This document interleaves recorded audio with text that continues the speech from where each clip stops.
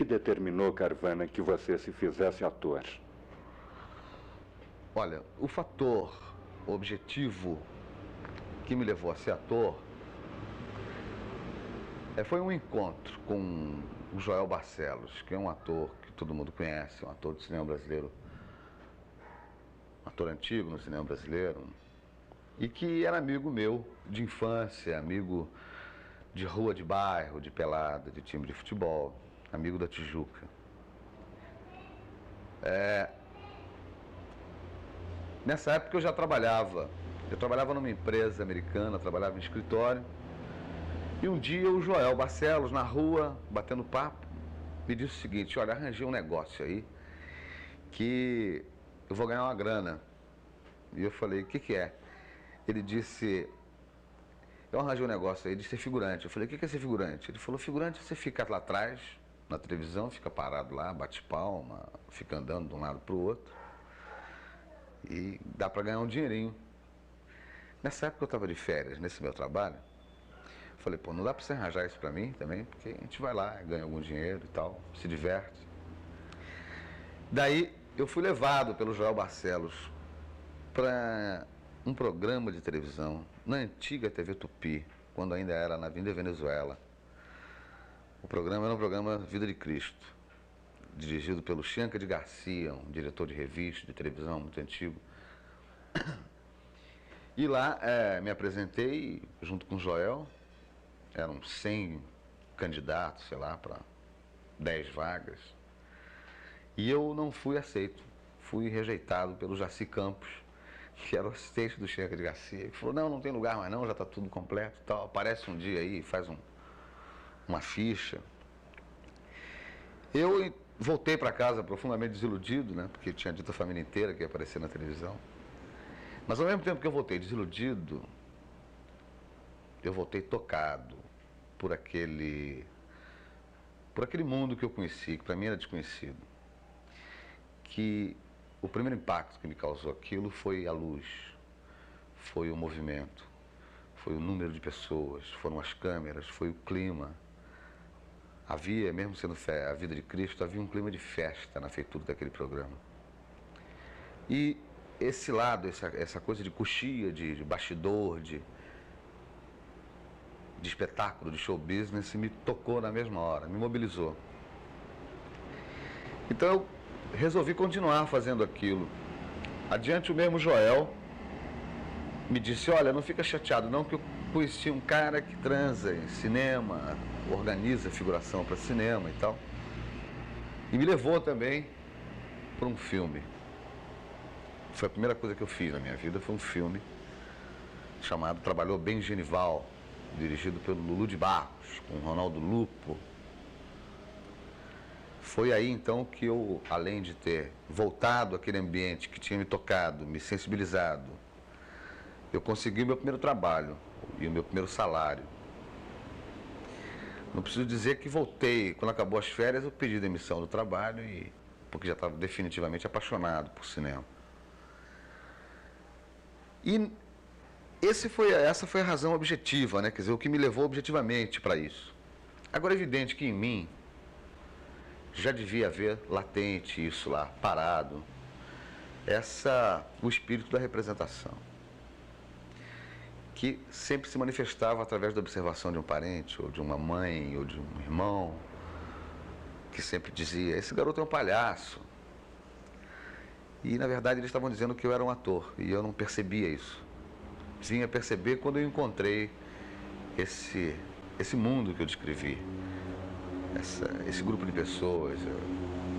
A minha aproximação com o cinema está muito fundamentada no show business, no espetáculo mesmo. Isso foi basicamente a minha iniciação nesse ritual fantástico que é o cinema e que é a arte de representar. É isso. Ao longo de 24 anos como ator, você tem vivido no cinema personagens tipicamente cariocas. Até que ponto Hugo Carvana se confunde com os seus personagens?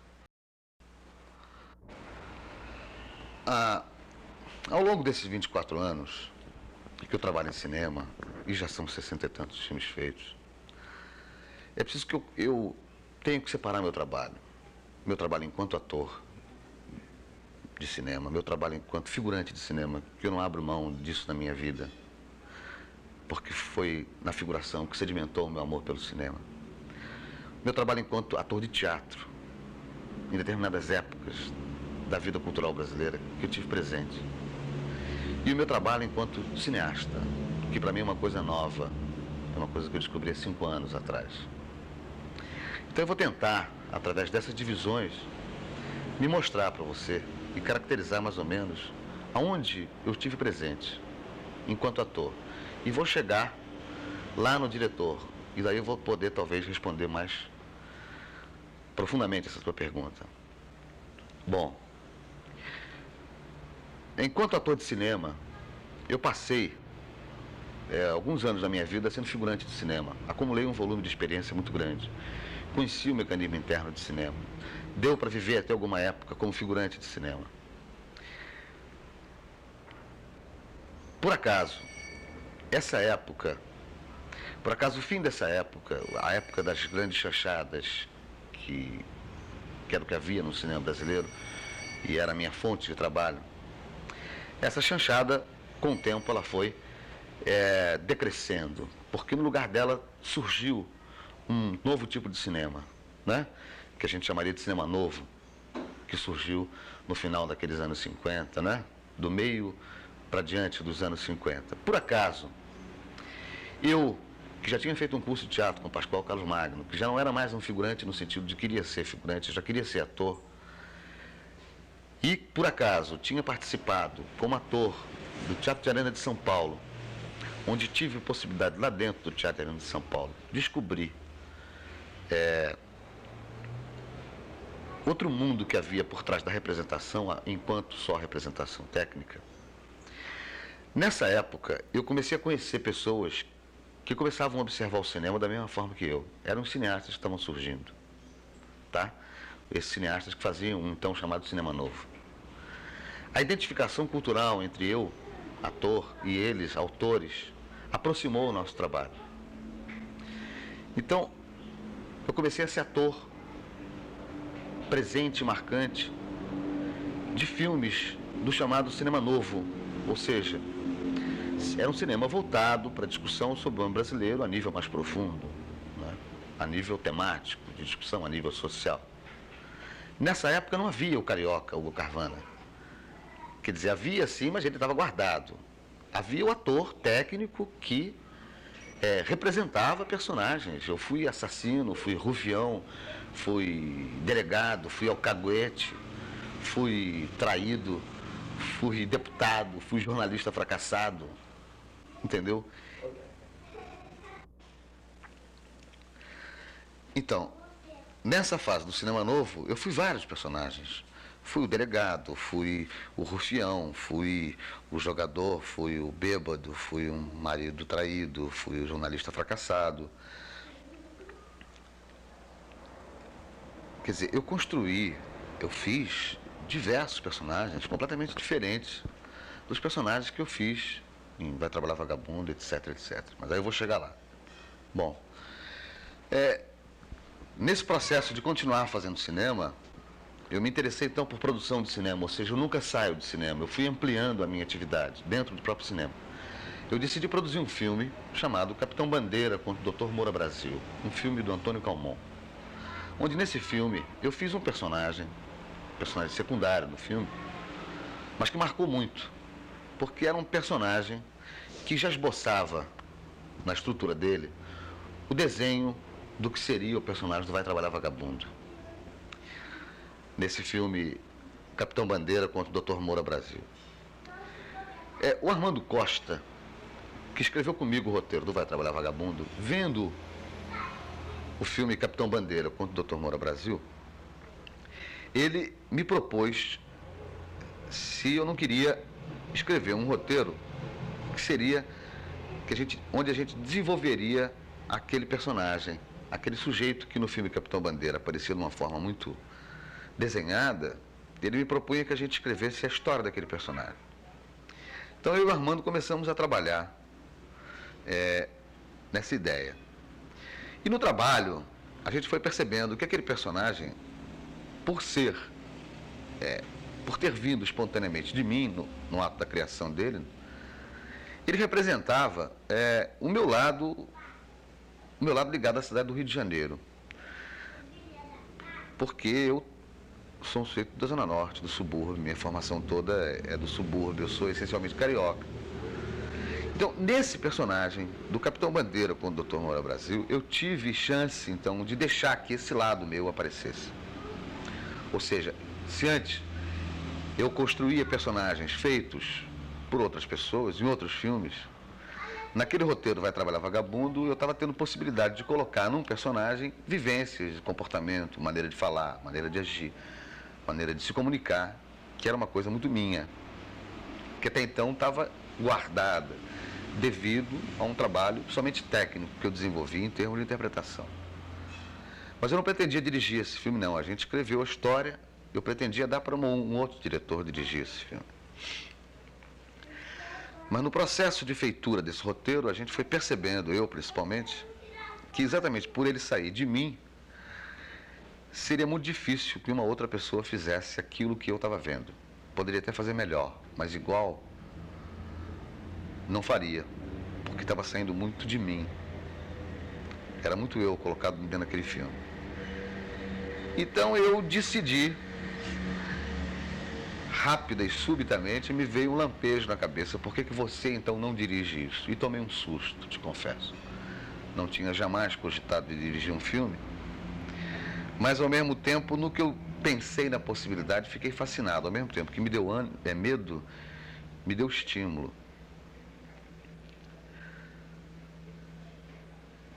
Se antes o filme era eu, enquanto roteiro, passou a ser muito mais eu enquanto autor do filme. Porque aí eu tive possibilidade de não somente trabalhar aquele personagem como construção, mas eu pude colocar ele então vamos dizer, num campo maior. Colocava ele na cidade dele, ele na cultura dele, ele em um tempo passado. Então daí eu tive, através da construção daquele personagem, a possibilidade de ampliar isso para um universo mais amplo, que foi o Vai Trabalhar Vagabundo, que era um filme que não tratava só daquele sujeito, mas que tratava também do mundo daquele cara que tinha acabado, que se transformava. Daí, e esse filme, então, teve a repercussão que teve, e como teve a repercussão que teve, ficou para o público marcado, a partir daí, que eu era um malandro. Essa é a história da razão das pessoas pensarem que eu sou um malandro, ou que eu, a partir de agora, desenvolvi esse tipo, ou criei esse tipo só. Depois eu fiz uma novela também, que foi muito sucesso, e que o personagem da novela era um pouco em cima do personagem que eu fiz no cinema. Fiz alguns comerciais de televisão, que também aí era um pouco em cima desse personagem do cinema, e acabou sedimentando no espectador a ideia de que eu, então, sou um malandro carioca. E, na verdade, eu não sou só um malandro carioca, sou várias coisas. Até que ponto a sua vivência de Zona Norte do Rio está presente na sua obra? A Zona Norte está presente na minha obra porque a Zona Norte é um dado muito forte em mim. A cultura da Zona Norte, o comportamento do carioca da Zona Norte, do meu tempo, sedimentou demais em mim. Eu fui um garoto criado nas ruas, no sentido de que eu fui um moleque, no sentido de que eu conquistei os espaços exteriores muito cedo. E com essa conquista eu apreendi o comportamento das ruas do meu tempo.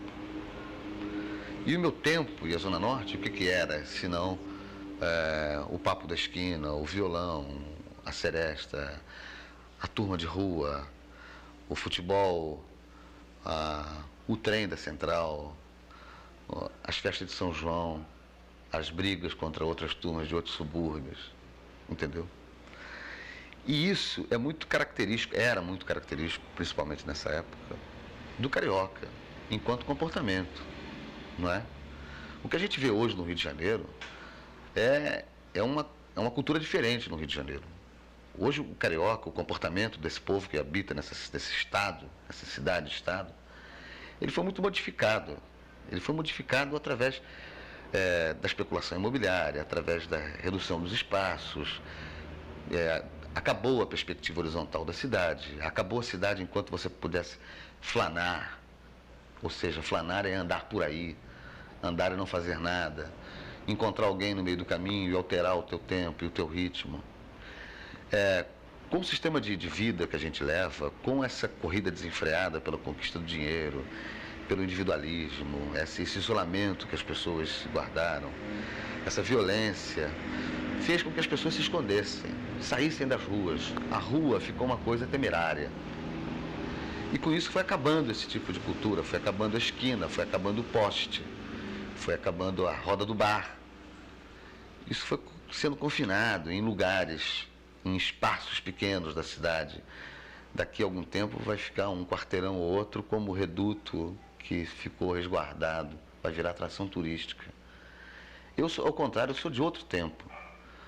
Eu sou do tempo das coisas mais fraternas, dos sentimentos mais abertos e mais francos, do sentimento onde as pessoas se abraçavam, onde os amigos se encontravam, se abraçavam, brincavam entre si. Isso não existe mais. Então, isso está ligado na minha obra, porque não existe mais, mas existe nos meus sonhos. Existe aqui dentro de mim, porque eu vi isso, porque eu passei por isso.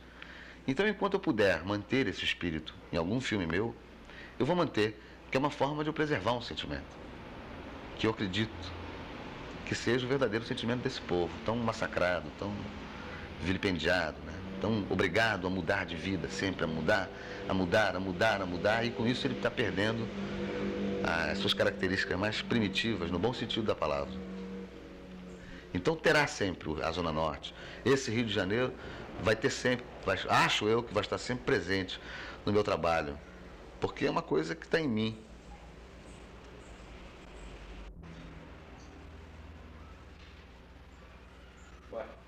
Embora tendo participado de teatro de revista no início de sua carreira e eventualmente você participe de novelas de televisão, o cinema é sem dúvida a sua grande paixão. O que o atrai e liga ao cinema como meio ideal de expressão? Olha, a minha atração pelo cinema, ela é resultado de uma permanente atividade dentro do próprio cinema. Ou seja, o cinema para mim não é um desejo intelectual, nunca foi. O cinema para mim não é resultado de estudos ou de uma relação teórica ou intelectual enquanto cineclubista. A minha paixão pelo cinema foi sedimentando à medida que eu fui trabalhando dentro do cinema. Eu consegui ser um ator de cinema no Brasil. Consegui conhecer, dominar o mecanismo da representação em cinema, através de muita luta e de muito trabalho. Ao mesmo tempo que eu fui desenvolvendo essa minha capacidade de me entender com a lente, e que eu sei que eu tenho isso, é evidente que o meu amor pelo cinema foi crescendo, ou seja, houve uma integração entre o meu trabalho e o cinema enquanto linguagem. É claro que se você me perguntar se o trabalho mais vital é o trabalho do palco ou o trabalho da lente, eu vou dizer que é o trabalho do palco. Porque no teatro a gente está lá, exposto, aberto. O teatro é uma coisa objetiva, direta, não tem mistificação, não há truque, não há efeito, não há possibilidade de você alterar. O trabalho está ali, apresentado. Você está confrontado com o espectador imediatamente. Já o cinema, não. O cinema, evidentemente, tem recursos, tem macetes, vamos dizer assim, no bom sentido da palavra. Então, é um outro tipo de relação. É evidente que o teatro é muito mais forte, muito mais vital. É muito mais lá dentro da gente. A televisão, por exemplo, onde eu fiz alguns personagens de novela, fiz a Cuca Legal, fiz o Argileu Palmeira na novela Gabriela. Já é um outro tipo também de relação que eu tive enquanto ator, porque a televisão, ao contrário, só requer a tua técnica, só requer a tua rapidez e a tua capacidade de produzir naquele espaço de tempo aquilo que ela pede. Então a televisão não pede muito a você, ela pede mais a tua esperteza. Agora, o cinema, a minha paixão não é só porque eu me encontrei enquanto ator, é porque eu me encontrei enquanto roteirista e me encontrei fundamentalmente enquanto cineasta. Daí sim, a linguagem cinema começou a incorporar, de tanto eu fazer cinema, de tanto eu entrar dentro do cinema, eu fui sendo impregnado pela linguagem do cinema. Então, qualquer coisa que eu pense em termos de imagem, ou de cena, ou de diálogo, imediatamente na minha cabeça, eu penso isso enquadrando cinematograficamente. Então, a linguagem foi me dominando, foi me possuindo. E hoje eu confesso que realmente eu não consigo viver sem um cinema. Eu morro fazendo cinema.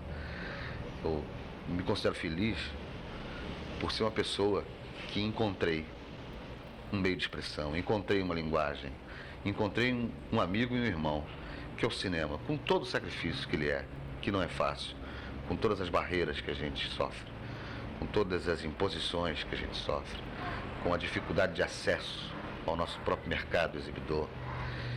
Em suma, com todos os problemas que o cinema brasileiro teve, tem e terá, evidentemente que terá, com tudo isso, mesmo assim, eu fico no cinema. É uma relação afetuosa muito forte. No cinema eu construí um trabalho, no cinema eu desenvolvi uma história. Do cinema eu recebi gratificações, eu recebi a amizade do povo brasileiro, de uma grande parcela desse povo, porque se identificou muito com os trabalhos que eu fiz. Fiz amizades através do cinema. Então realmente não há possibilidade de eu não ter esse carinho especial pelo cinema. Essa é a razão pela qual eu me dediquei e vou me dedicar sempre ao cinema.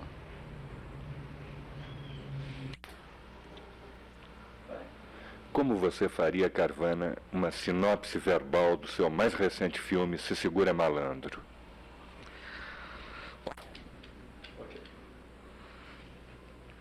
Olha, Se Segura Malandro vou tentar te explicar, vou tentar fazer uma sinopse verbal. Se Segura Malandro é um programa de rádio, chamado Programa Se Segura Malandro.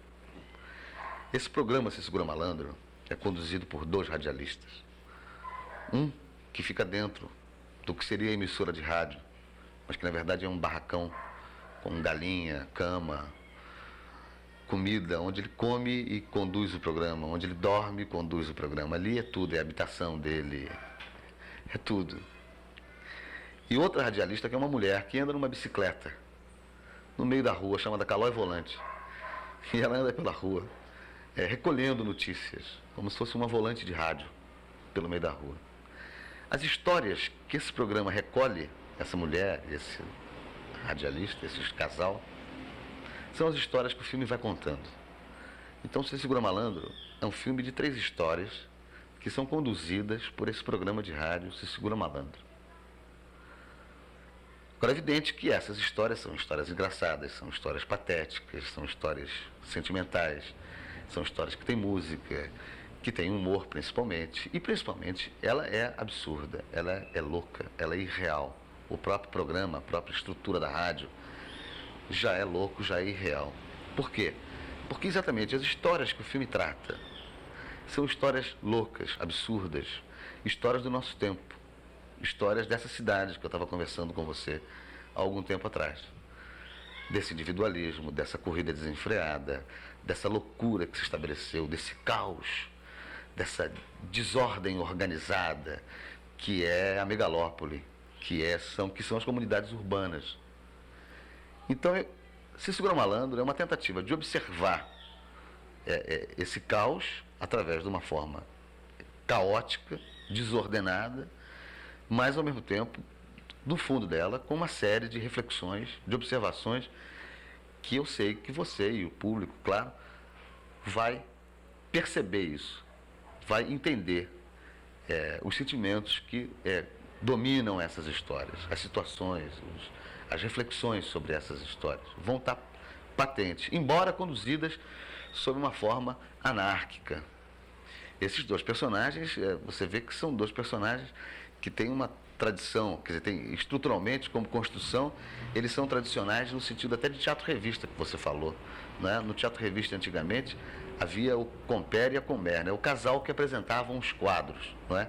A cada mudança de quadro, o casal vinha à frente, né? Falava um pouco, depois as cortinas se abriam e as histórias iam aparecendo. Se Segura Malandro é isso. Esses personagens são dois clowns, dois palhaços, dois irreverentes, moleques que vão conduzindo esses acontecimentos engraçados e absurdos pela cidade. Um sujeito que enlouquece dentro de um elevador, um camarada que é obrigado a morar numa favela porque fez uma aposta com o pai, um casal que vem do Nordeste para tentar a vida no Rio e aqui se mistura e se mete em mil complicações, um assaltante solitário que anda pelas ruas fazendo teste de Cooper, correndo pela cidade, de vez em quando ele puxa um revólver, assalta uma pessoa e continua correndo.